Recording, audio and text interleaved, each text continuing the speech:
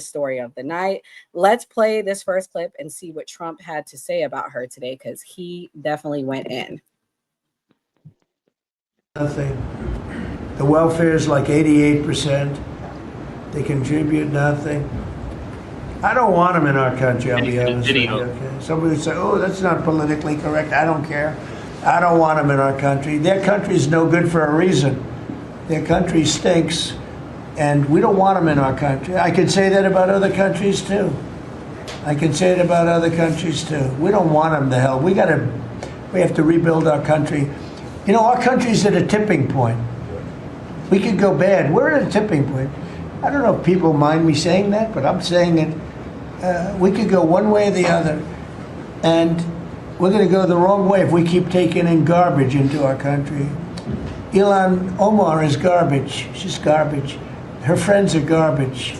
These aren't people that work. These aren't people that say, let's go, come on, let's make this place great. These are people that do nothing but complain. They complain. And from where they came from, they got nothing.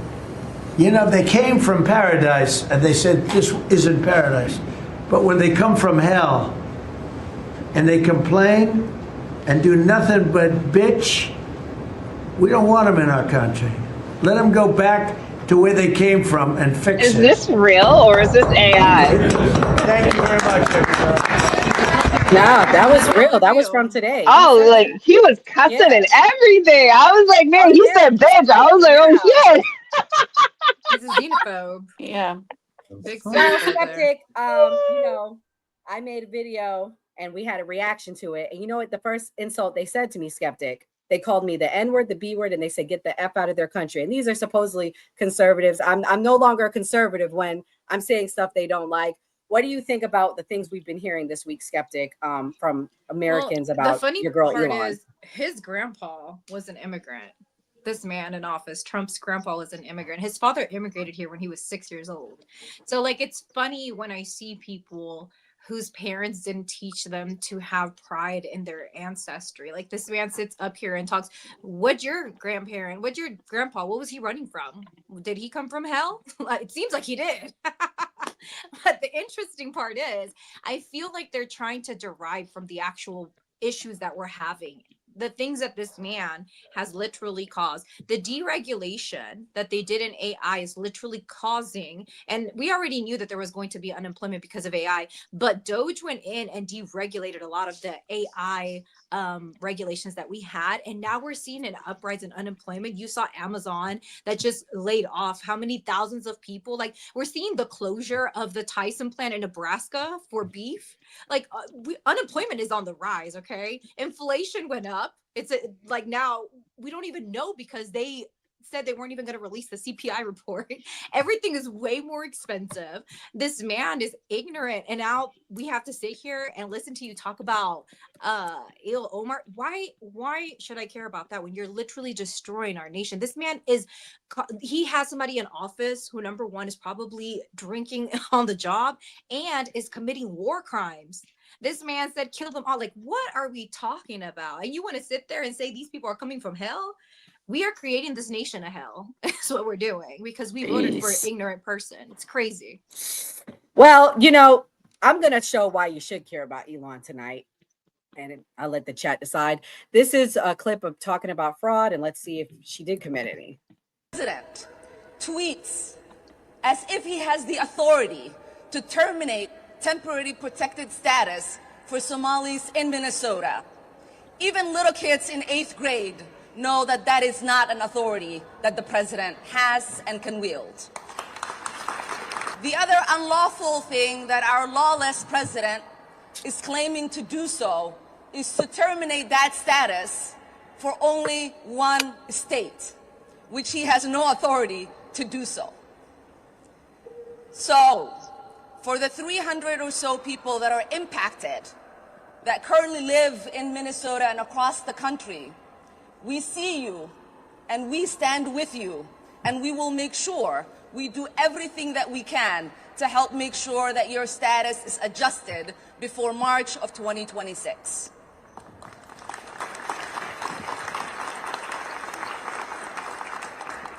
Because you know and I know that there is nothing temporary about people's lives here in the United States. Look how offended she is that the President of the United States would dare to deport Somalis who are illegally here and engaging in massive welfare fraud back to Somalia, the place that they claim to love. It's because it is not in the best interest of Somalia to deport the people who are robbing American taxpayer money and sending it back to enrich Somalia. They will do whatever is best for Somalia, whether that's stealing $350 million of welfare funds for hungry children, $500 million meant to help children with autism, or engaging in immigration fraud to make sure that their cash cow does not stop. Ilhan Omar married her own brother to circumvent immigration law, and she's offended that we look suspiciously upon people who break our laws to enter our country and then continue to break our laws by stealing money meant to help children and funnel it back to the place that they allegedly had to flee from. Oh yeah, how dare Donald Trump. She's only this openly entitled because, as she stated in the last clip, she believes the US government exists to serve the benefits of Somalis in Minnesota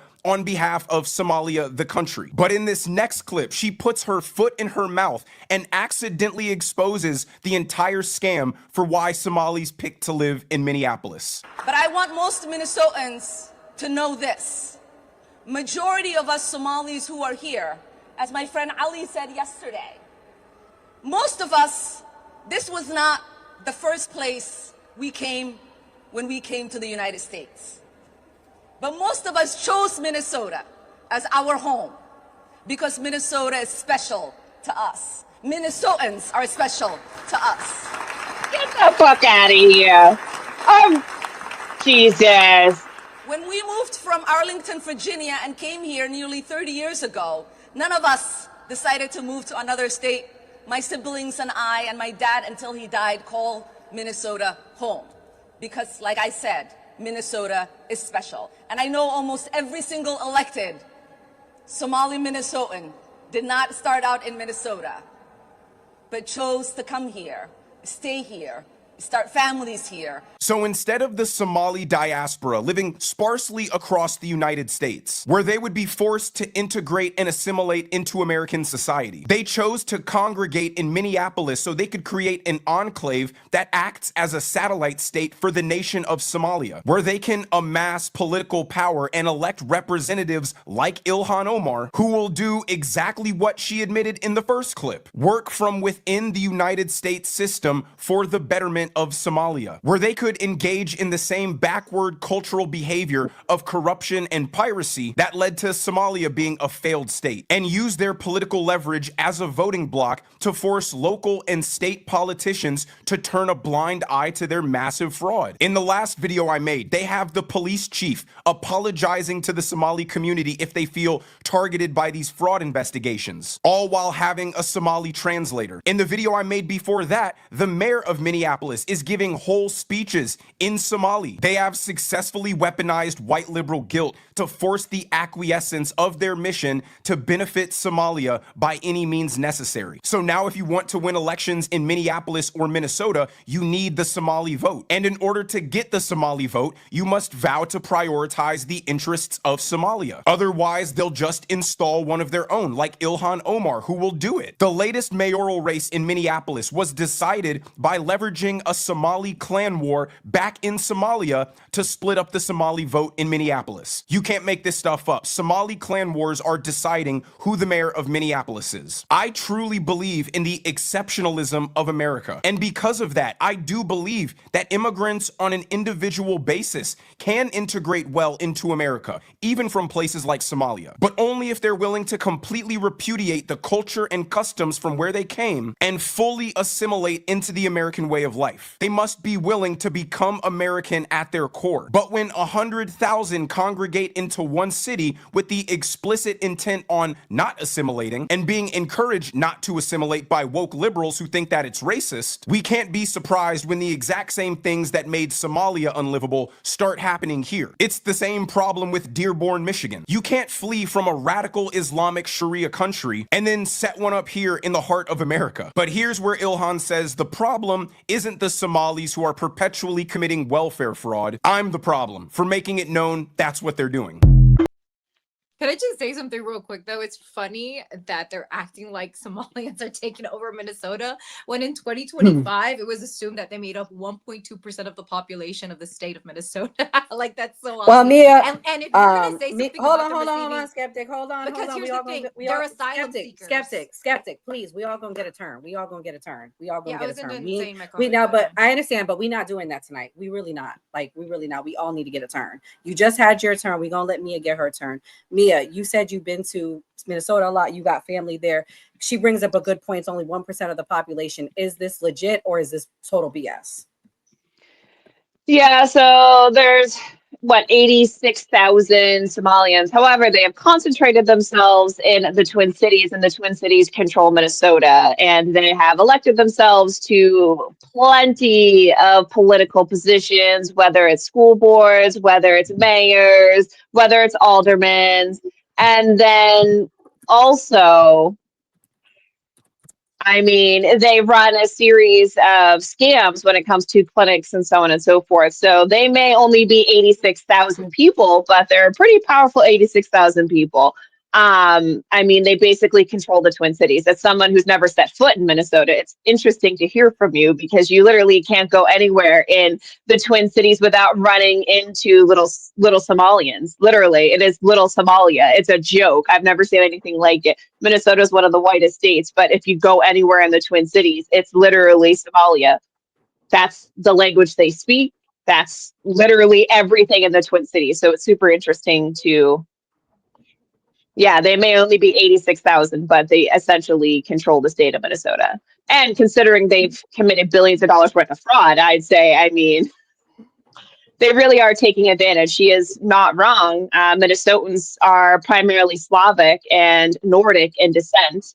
And as you, a lot of Democrats enjoy what they do in Norway and how well they treat their people and their social net programs. So a lot of people, like scammers from Somalia, will see that these kind-hearted, kind-natured Nordic people would love to take them in and help them.